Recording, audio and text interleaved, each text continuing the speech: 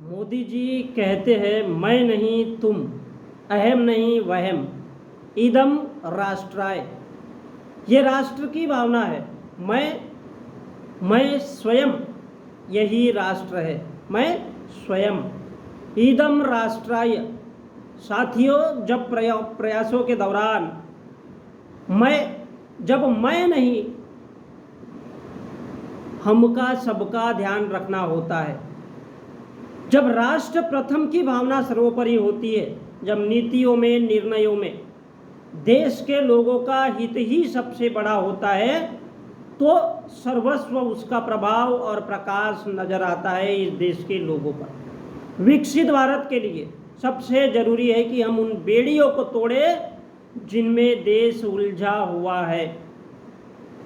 आतंकवाद, नक्सलवाद, गरीबी, भूखमरी, शिक्षा, रोजगार, इनमें जो उलझा हुआ है।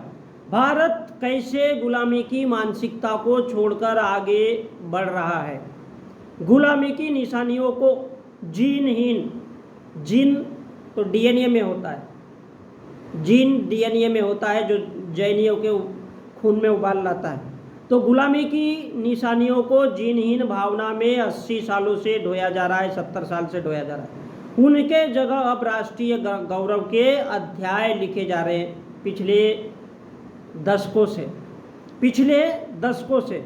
और आज तो रामराज है। कामराज वालों ने भी यही किया है, जिसको कांग्रेस कहते हैं।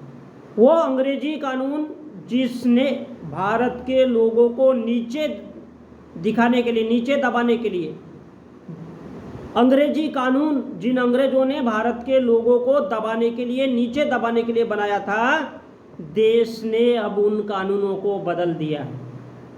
तो याद रखिए, अंग्रेजी कानून क्या है?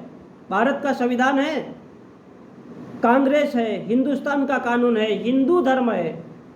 क्या ये अंग्रेजी कानून है? और इसलिए ओबीसी, एससी, एसटी के लोग इसको भी पढ़ते हैं। और हमारा ब्राह्मण बनिया ठाकुर उसको ए पढ़ता है।